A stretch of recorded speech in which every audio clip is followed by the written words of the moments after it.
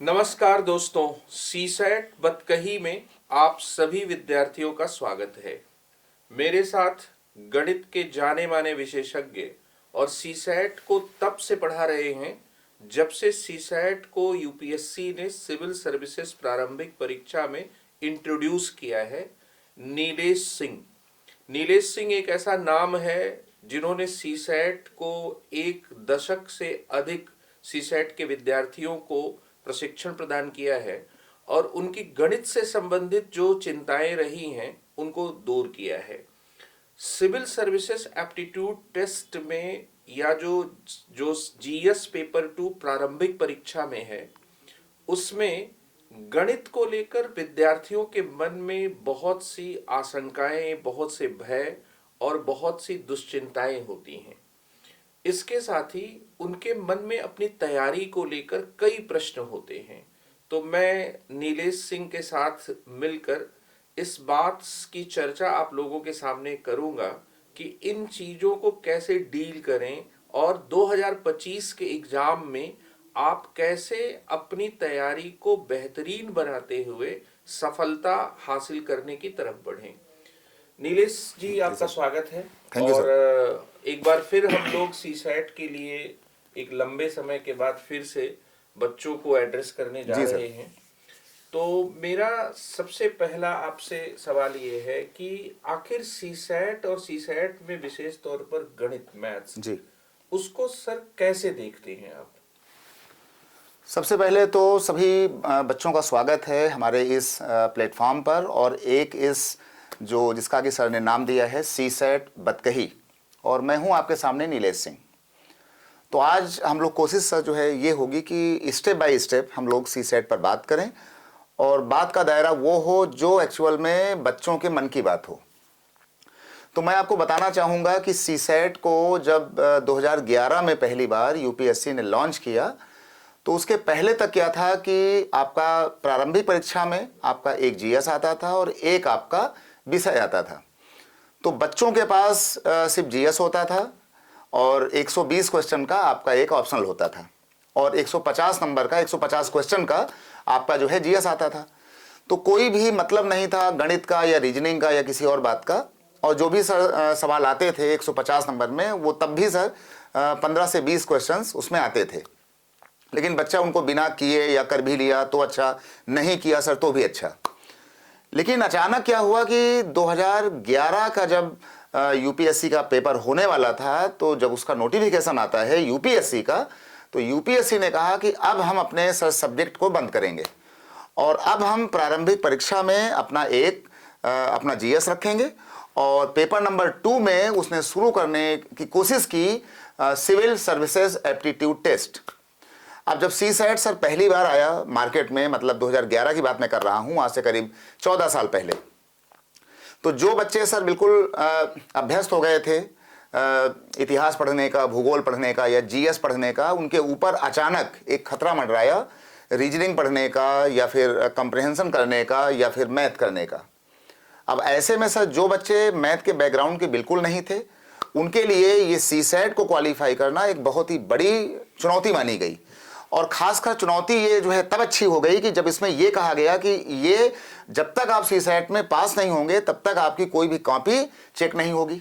यानी अगर आप सीसैट में फेल होते हैं और आपने जीएस में कुछ भी कर लिया तो सर आपका पूरा करा धरा, पूरी आपकी मेहनत बेकार हो जाएगी। तो इन्हीं चर्चाओं को लेकर आज दीपक सर के साथ ये जो परिचर्चा हो रही है ये यहाँ पर हुआ। तो इस पर सर मैं ये बताना चाहूँगा कि सबसे पहली बात है कि सीसैट से सर बच्चे जो है वो परेशान ना हो, घबराए ना। और हमने तो सीसैट को तब से डील किया है, यानी कि 2011 से 2025 तक करीब 14-15 साल हो गए हैं। तो सीसैट का कैसे रंग रूप बदलता रहा, कैसे उसको बच्चे को देना है, या बच्चा सर क्या चाहता है, या किस तरीके से हमें उन बच्चों को देना है जिनके लिए खतरा है सर मैथ को जानना। तो ये जो हमारी ये बतकही है सीसैट की, ये आपको अभी आने वाले समय में जब हमारे ऊपर सवालों की एक बौछार होगी सीसैट को लेकर, तो हम अपना जवाब सर आपके सामने रखते जाएंगे। सर पहली बात तो ये है कि जो प्रतिभागी हैं वो सीसैट को लेकर एक उनके मन में डर बैठा हुआ है। जी सर। उस डर को कैसे दूर करें? सर, ये पहला जो सवाल है आपका कि सीसैट का नाम सुनते ही जो हमारे बच्चे हैं, खासकर जो हमारे सर गांव के बच्चे हैं या जो छोटे टाउन हैं वहाँ के बच्चे हैं, वो सीसैट के नाम से उसमें डरते हैं। हमने सर बहुत सारे बच्चों को, लड़कियों को, लड़कों को ये कहते हुए पाया है कि अगर हमारा सीसैट हो जाएगा तो हम बिल्कुल आईएएस आईपीएस बन जाएंगे। अब मामला ये आता है कि सीसैट का आखिर जो ये जो खौफ है, ये जो डर है, वो क्यों है? क्योंकि सर जो बच्चा तैयारी कर रहा है सिविल सेवा की, उसका सर मैथमेटिकल बैकग्राउंड या तो क्लास 10th में छूट गया, या जिन बच्चों का सर इंटरमीडिएट भी मैथ रहा उनका भी छूट गया, और बच्चा बिल्कुल आकर के यहाँ खो गया कि हमको इतिहास करना है, भूगोल करना है, पॉलिटी करना है, या जो जीएस के खंड हैं उन्हें करना है। तो मैं समझता हूँ कि सर सीसैट से जो भी बच्चे हैं हमारे, वो बिल्कुल डरे ना, और वो बहुत आराम से बेसिक से, यानी जो नंबर सिस्टम है, जो उसका पहला टॉपिक है, वहाँ से आराम से आप पहले संख्याओं को पढ़ना शुरू करें। जो आपके कुशल मेंटर्स हैं उनको आप सुनिए, देखिए, फिर आपकी जो बेसिक किताबें होंगी आप उनको फॉलो करिए। वो सारी बातें हम आपको स्टेप बाय स्टेप बताते जाएंगे।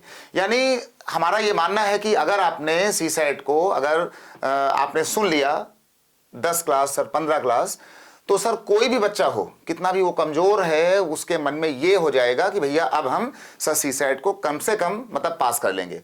और सर सिर्फ हमें केवल पास करना होता है। 80 हमारे क्वेश्चन आते हैं, 80 में अगर आपने 27 भी कर लिया, 27 कर लिया, तो आप बिल्कुल पास हो जाएंगे। तो ना तो बच्चों आपको उसमें टॉप करना है, ना ही आपको उसमें 80 में 80 करना है। अगर आपने 30 कर लिया, 35 कर लिया, 40 कर लिया, तो ये आप जो एक बाधा है सर, ये बच्चे आराम से पास हो जाएंगे, बशर्ते वो 2 से 2.5 महीना वो अपने मेंटर्स को सुन लें, मॉक लगा लें, तो काम उनका हो जाएगा। और मुझे लगता है कि सर थोड़ा सा बेसिक जो न्यूमरेसी है जी, वो हर इंसान को आनी चाहिए, क्योंकि अगर आप ऑफिसर बनते हैं तो कुछ ऐसी पोस्ट हैं, जैसे रजिस्ट्रार की पोस्ट है, वहाँ पर आपको कई बार जमीन जायदाद की बिक्री के संदर्भ में रजिस्ट्री में कितना राजस्व, कितना स्टैम्प पेपर लगेगा, ये सब कैलकुलेट करना जी होता सर, है। जी सर।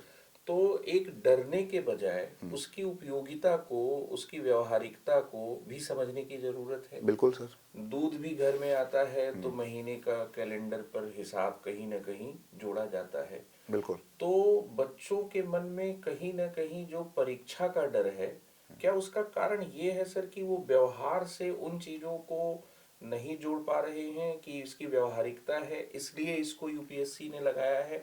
और अधिकारी बनने के बाद बच्चों को बेसिक न्यूमरेसी भी अगर नहीं आती है तो निर्णय कैसे लेंगे? जी सर।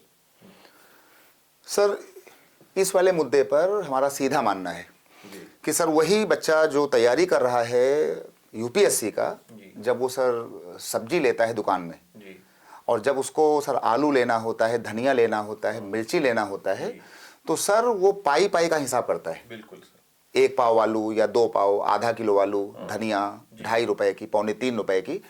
तो जब उसको अपनी जेब से सर पैसा देना होता है दुकान के अंदर, तो उसकी सारी मैथ का कैलकुलेशन ऑटोमेटिकली चालू हो जाता है। लेकिन जब उसी बच्चे को जब सर सीसैट बोल करके वही मैथ करवानी होती है पेपर के अंदर, तो वो बच्चा उसके खौफ में आता है। तो सर हम तो बिल्कुल सीधा कहेंगे कि जैसे आप सर सब्जी की दुकान में जाते हैं, आप कपड़ा लेते हैं, आप चीनी लेते हैं, तो अगर आपको चीनी लेना है 1 पाव, आधा किलो, 3 पाव, तो आप तुरंत आपको भाव के हिसाब से आपके माइंड में ये आता है कि हमने कितना चीनी लिया, हमने कितना आलू लिया, हमने सब्जी लिया। उसका सर सारा मतलब एक बहुत ही कठिन मतलब कैलकुलेशन, वो सर कोई बच्चा हो जिसको सर मैथ कुछ भी ना आता हो, लेकिन वो भी पैसा देते समय दुकान में वो सारा कैलकुलेशन बहुत ही शानदार तरीके से करता है। लेकिन जब वही सवाल जब आता है, आयतन का सवाल आता है पेपर के अंदर, जब संख्याओं का सवाल आता है, जब लघुत्तम महत्तम का सवाल आता है, तो वही बच्चा वो मैथ के नामों से घबराता है। तो मैं समझता हूं कि जब आप इसकी तैयारी करें तो बिना घबराए, बिना चिंतित हुए आप ये समझ लें कि ये आपका जो पेपर है, आप कहीं दुकान में गए हैं, दुकान में ये सवाल आपके सामने आ रहे हैं और आपको सर पैसा देना है, हिसाब करना है। अगर वो इस तरीके से अपने आप को ढालना शुरू कर दे, तो सर मैं समझता हूं कि सर 2 से 2.5 महीने के अंदर सर कोई भी बच्चा, कोई भी लड़की जिसको सर कुछ भी ना आता हो मैथ के अंदर, उसको सर 2.5 महीने में इतना आ जाएगा कि सर वो 80 सवालों में सर वो मिनिमम सर 40 से 50 क्वेश्चंस उसके वहाँ सही हो जाएंगे। सर ये भी लगता है कि जिंदगी का भी एक गणित होता है और सीसैट में भी बिल्कुल। गणित है, तो बच्चे कहीं ना कहीं उन दोनों चीजों को जोड़ भी नहीं पा रहे, इसलिए भी बहुत डरे हुए हैं। और कई बार क्या होता है कि शिक्षण पद्धति भी ऐसी हो जाती है जिसमें क्या है कि व्यवहारिकता वाली जो चीजें हैं जुड़ नहीं पाती है। बिल्कुल। और कुछ अपने ऐसे भी हम लोगों के अनुभव रहे हैं कि बच्चे आते हैं, वो कहते हैं कि सर हमारा क्वांट का बैकग्राउंड ही नहीं है, और हम ऐसी स्थिति में सर सीसेट में मैथ्स को कैसे डील करें। तो सर ऐसे बच्चों को क्या कहेंगे आप कि जिनका बैकग्राउंड नहीं है? सर 2011 में जब सीसेट आया जी तो हम तो सर सीसेट को देख रहे हैं, बच्चों को देख रहे हैं 2011 से 2025 आ गया, जी यानी कहीं ना कहीं से 14-15 साल हो गए।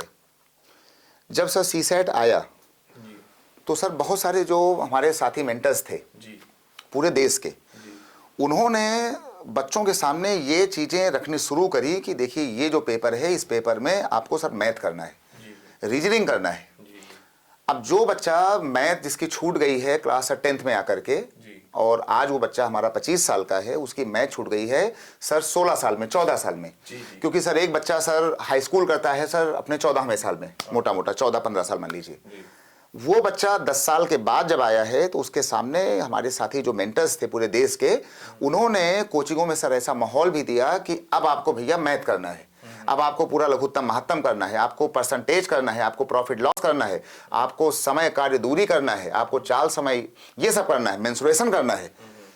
तो बच्चे को लगा कि अब हमको एक भारी भरकम मैथ हमारे ऊपर हावी होने जा रही है। जी सर मैं समझता हूं कि इस माहौल ने 90% बच्चों के मनों में ये धारणा पैदा कर दी कि अगर हमारा मैथ छूटा हुआ है तो अब हम भैया ये मैथ हमसे नहीं हो पाएगी, इतिहास हो जाएगा, भूगोल हो जाएगा, जीएस हो जाएगा, लेकिन ये हमसे मैथ नहीं हो पाएगा। जी जी मैं समझता हूं कि सर अगर उन्हीं बच्चों को बहुत ही प्यार से, आराम के साथ जी कि भैया जो है सम संख्या क्या है, विषम क्या है, विषम का मतलब क्या होता है, जो 2 से ना कटे या जो 2 से कटे, जीरो क्या है, जीरो को हम सम माने या विषम माने, जीरो को हम क्या माने, या हम एक संख्या को हम अभाज्य संख्या अगर नहीं मानते हैं तो क्यों नहीं मानते हैं, अगर हम एक को सिर्फ विषम संख्या मानते हैं तो क्यों मानते हैं, अभाज्य नहीं मानते हैं।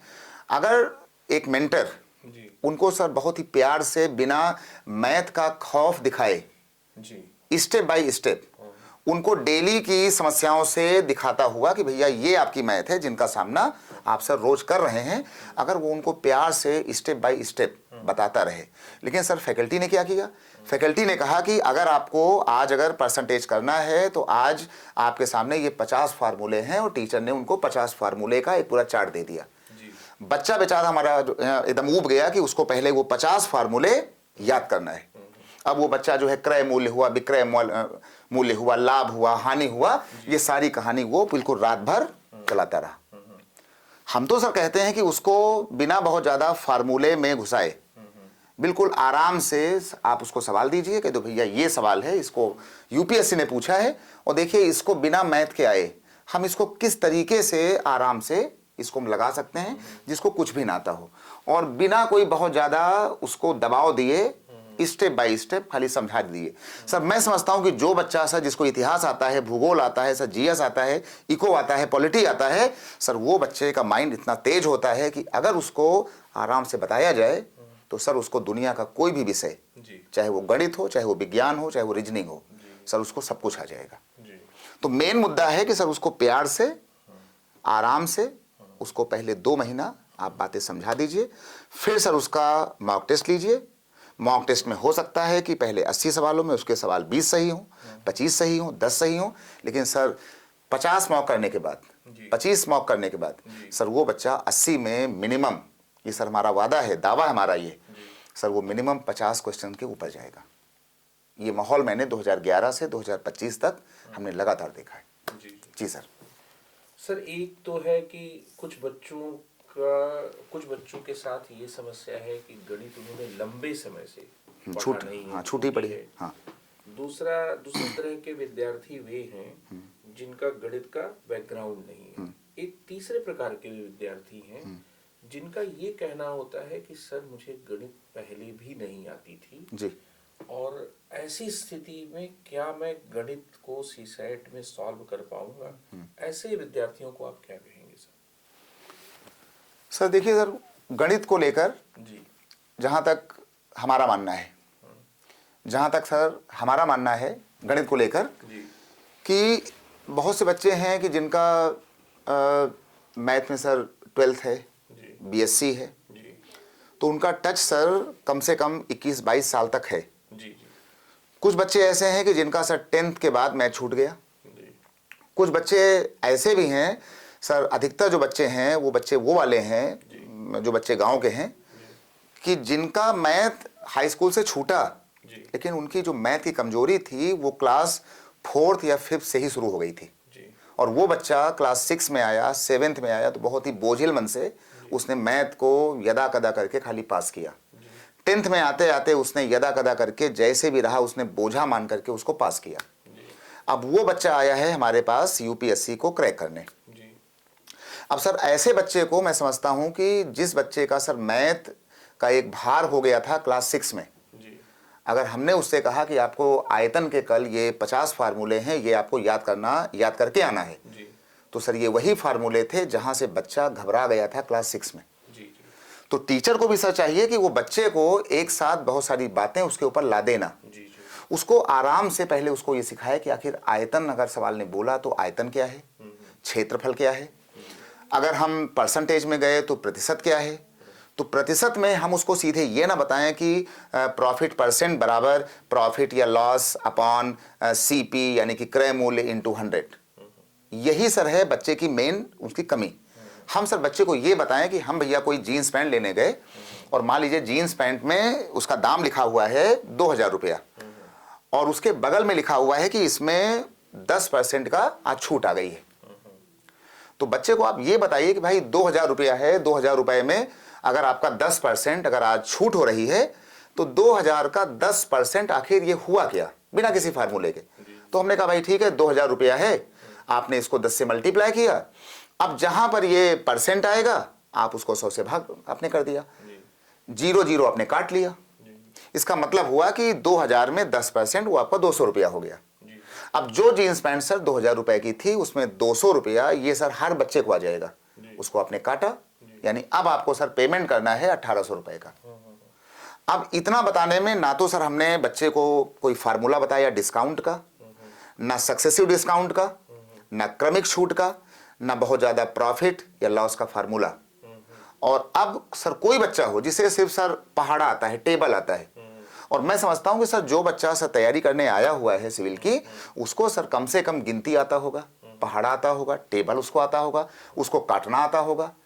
तो जिस बच्चे को सर काटना आता है वो 2000 इंटू 10/100 उसको काट करके उसको सर 200 रुपया निकालना भी आता है।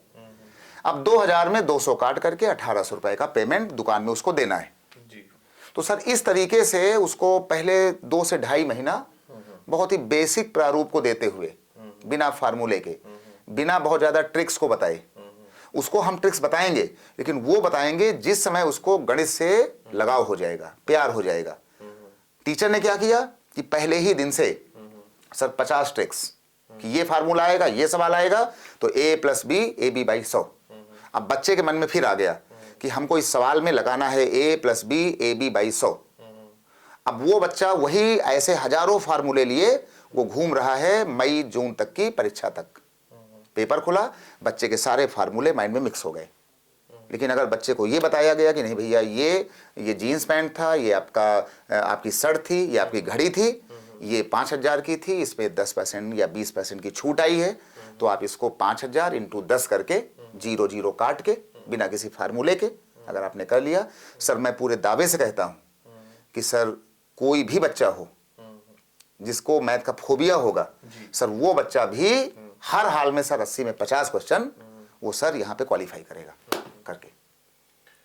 सर सीसैट में मैथ्स को करते समय कहाँ से बच्चे को शुरुआत करनी चाहिए? मतलब क्या ऐसा पढ़ना चाहिए या क्या तैयारी में पहली सीढ़ी क्या है? सर सबसे जो पहली सीढ़ी है कि बच्चे को, देखिए सीसैट ने जो नाम दिया कि हम, सीसैट ने सर कभी नहीं कहा कि हम आपको मैथ देंगे, हम आपको देंगे रीजनिंग, उसने सर आज तक कभी नहीं कहा। उसने कहा कि हम आपको देंगे बेसिक न्यूमरेसी, हम उसको हिंदी में उसने कहा कि हम आपको देंगे आधारभूत संख्यन। ये स्पष्ट उसमें लिख करके आता है। उसने सर कहीं नहीं कहा कि आपको हम गणित देने वाले हैं, आपको हम ये देंगे। उसने कहा कि हम आपको आधारभूत संख्यन देंगे, हम आपको बेसिक न्यूमरेसी देंगे। इसका मतलब है कि वो ये चाह रहा है कि बच्चा जो अपनी शुरुआत करे वो संख्याओं के माध्यम से करे। तो सबसे पहले उसको कम से कम सर 20 तक का टेबल, 20 तक का पहाड़ा, कम से कम उसको संख्याओं का स्क्वायर निकालना, संख्या की पहचान बताना कि सम संख्या क्या है, विषम क्या है, अभाज्य क्या है, सह अभाज्य क्या है, कैसे बनेगा। तो पहले सर उसको 10 दिन हम संख्याओं के आसपास घुमाएं, हम उसको संख्याओं की पहचान बताएं। जब एक बार पहचान हो जाएगी, हम उसके बाद उसको टाइम एंड वर्क, हम उसको परसेंटेज बिना किसी फार्मूले के आराम से बताते जाएंगे। जब बच्चा 2.5 महीने इन बातों को सुन लेगा, तो 2.5 महीने से सुनने के बाद फिर आप चाहे सर उसको फार्मूला बताइए, चाहे सर उसको आप ट्रिक्स बताइए, उसका माइंड इतना सर बढ़िया हो जाएगा कि वो बाकायदा नोट्स बना करके, यूपीएससी के बच्चे होते हैं, बहुत ही सर मेहनती होते हैं, लगनशील होते हैं, ऊर्जावान होते हैं और बिल्कुल ठान करके आते हैं कि हमको डीएम बनना है, हमको सर एसपी बनना है, पुलिस कप्तान बनना है। तो उस ऊर्जा के साथ वो बच्चा सर 2.5 महीने बाद, अगले सर 1 महीने में, 25 दिन के अंदर वो सर सारा ट्रिक फार्मूला भी अपने नोट्स में संजो लेगा। और उसके बाद वो सर इत्मीनान से सर 80 में 27 करना होता है, वो सर बड़े आराम से सर वो 50 के ऊपर जाएगा। सिंपल फंडा सर हमारा। सर जो 2025 का जो आईएएस का एग्जाम है जी, अगर हम लोग जनवरी में बात कर रहे हैं, अगर किसी बच्चे को एक अच्छी तैयारी करनी हो जी, तो सर उसे लगभग कितना वक्त आप लेंगे उसकी तैयारी को, अच्छा मतलब कितने दिन लगेंगे, कितना वो पढ़ाई करे कि बहुत आत्मविश्वास से भर कर वो वहाँ तक अच्छा कर जी सर। पाए? सर मैं समझता हूँ कि सबसे जो बढ़िया सवाल रहा वो सर सवाल आपका ये रहा कि जब सर सीसेट होता है जी तो सर 90% जो विद्यार्थी होते हैं वो क्या करते हैं, जैसे पेपर आपका मई में है जी या जून में है, जी तो वो बच्चा जब सर अप्रैल बीत रहा होता है तो लास्ट के सर वो 20 से 25 दिन ये सोचता है कि अब हमें पेपर देना है जी सीसेट का। जी जी फिर वो सर आपाधापी में 50 मॉक टेस्ट, 50 कोचिंग के मॉक टेस्ट, 50 किताबें, उनको ला करके वो अपने सेल्फ के आसपास पूरा बिल्कुल गट्ठर लगा करके उसको रखता है कि भैया अब हमारा ये है दायरा सीसेट का। सर मैं समझता हूँ कि जैसे पेपर मान लीजिए कि मई में होना है जी या जून में होना है, जनवरी चल रहा है सर, तो सर अभी से बच्चा ज़्यादा नहीं सर मात्र 1 घंटा अगर वो अपने कुशल मेंटर्स के साथ उन्हें खाली सुनता रहे और सुन करके अपने हिसाब से अपना नोट्स, ज़्यादा नहीं सर 10 क्वेश्चन, 15 क्वेश्चन, 20 क्वेश्चन वो सर अभी इसी जनवरी से बनाता रहे, तो मैं समझता हूँ सर जनवरी, फरवरी, मार्च सर ये होली बीतते बीतते उसकी सीसेट की पूरी पकड़ हो जाएगी। फिर सर बाद के उसमें समय में अगर उसको समय मिलता है तो वो अपना मॉक लगाए और जैसे ही सर उसने 25, 30, 50 मॉक टेस्ट दिए सीसेट के तो सर उसका पूरा काम हो जाएगा। लेकिन सर अगर बच्चे ने ये सोचा कि सर जब अप्रैल आएगा तब हम सीसेट को पढ़ेंगे, हमसे हो जाएगा, तब सर आपके ऊपर लादे जाएंगे सारे फार्मूले, सारी ट्रिक्स, किताबों का बोझा, मॉक टेस्ट का बोझा और 50 हजारों मेंटर्स का यूट्यूब में चलने वाला प्रोग्राम। सबकी अपनी अपनी राय आएगी। बच्चा उन 1000 राय के अंदर इतना सर कंफ्यूज हो जाएगा कि सर वो समझ नहीं पाएगा कि अब हम आखिर करें तो क्या करें। इसलिए जिन बच्चों को 2025 का यूपीएससी देना है वो सर अभी से, आज से, सोमवार से वो सर उसको जो है 1 घंटा अपना करना शुरू कर दें। जी जिनको बहुत दिक्कत है वो हमारे साथ मिले, हम आपको बताएंगे कि किस तरीके से आपको अपनी शुरुआत करना है, कैसे बेहद कमजोर बच्चे को सीसेट को इन्हेंस करना है, कैसे उसको पढ़ना है सर। और मैं समझता हूं कि सर हमको सर ज़्यादा नहीं सर 20 से 25 लेक्चर सुनने के बाद बच्चे की सर ये समझ आ जाएगी कि अब हमें किस ट्रैक पे सर हमको दौड़ना है। जी जी हमें स्टेडियम में कौन सी पट्टी पे हमको भागना है ओलंपिक के अंदर। तो बच्चों अभी से आपको लगना होगा जनवरी फरवरी मार्च में आपका सारा बेसिक हो जाएगा और उसके बाद अप्रैल में आपका मॉक रिवीजन फार्मूला आपको जो भी करना है वो सर एकदम हो जाएगा। और जब बच्चे 3 महीना आपने पढ़ाई किया होगा तो आपके ऊपर ना कोई भार होगा, ना कोई चिंता होगा, ना जीएस का खतरा, ना इसका खतरा। जब सर चिंता नहीं होगी तो बच्चे का माइंड सर बहुत ही तेज काम करेगा और वो बच्चा सर 2000% एग्जाम में जरूर पास होगा। सर एक सवाल ये है कि कुछ जो आयोग हैं उनके मुख्य परीक्षा में और यूपीएससी में सीसैट के अंतर्गत ही डाटा इंटरप्रिटेशन वाले भी क्वेश्चंस क्या है सर पूछे जाते हैं जी। तो बच्चे को सीसैट में डाटा इंटरप्रिटेशन को सर कैसे जोड़कर आप पढ़ाएं समझाएं कि उस बच्चे को वहां पर भी कोई असुविधा ना हो। सर अगर बात करते हैं डीआई को लेकर सर जी डेटा इंटरप्रिटेशन और एक इसी के साथ आता है डाटा सफिशिएंसी। जी जी इसमें क्या होता है कि इसमें आपको सर पिक्चर देते हैं। जैसे जब सर हमने पेपर देखा 2011 सीसैट का, तो 2011 का जो सीसैट रहा जी तो सर इसमें क्या रहा कि उसमें बहुत सारे सर सवाल आए फोटो वाले, जी ग्राफ वाले, पाई चार्ट वाले। तो सर इसमें क्या हुआ कि जब हम इसको दे रहे थे तो सर बच्चा उन फोटो को सर समझ ही नहीं पा रहा था। जी गलती कैसे हुई कि सर जो भी सवाल सर डीआई के आते हैं उसके पहले आपको सर रेशियो, अनुपात, परसेंटेज, हल्का फुल्का आपको परसेंटेज, अनुपात समानुपात और सर नंबर सिस्टम, संख्या पद्धति, गुणा भाग, भाग करना, मल्टीप्लाई करना, जोड़ना घटाना, ये एक आधारभूत संख्यन, ये सर डीआई की पहली एक वो है।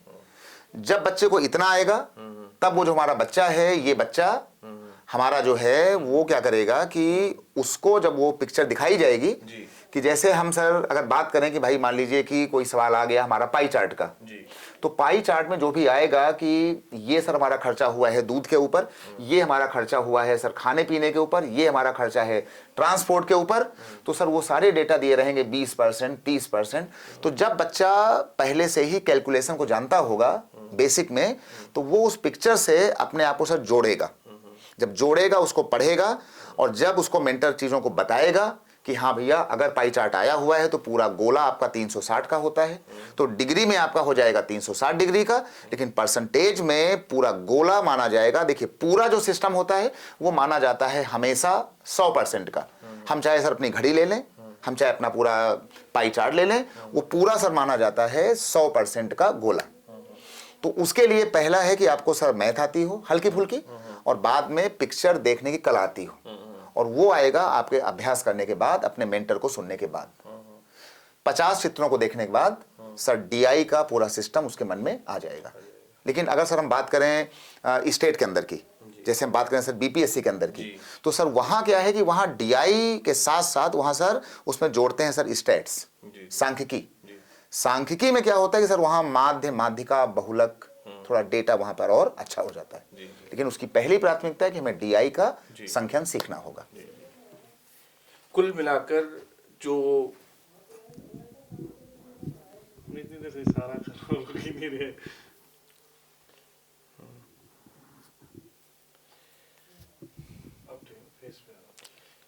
जब बोली मैंने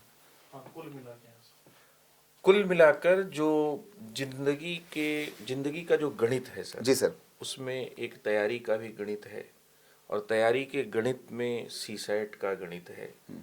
बच्चों को उस सीसैट के गणित में जो जरूरी बात है कि उसको बाद में न टालें।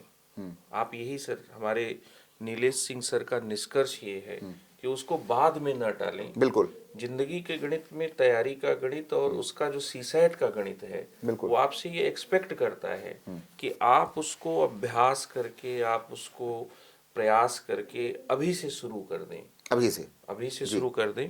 और इसके साथ ही सर क्या इसमें सर लास्ट जो बात है कि क्या इसमें ज्यामिति के भी प्रश्नों को कुछ हद तक अभ्यास किए जाने की जरूरत है सर? जी, सर सीसैट को लेकर जी अगर हम बात करते हैं तो सर 2011 से लेकर के 2024 तक जी हमने जो पेपर देखा सर, उसमें सर मेंसुरेशन क्षेत्रमिति जी।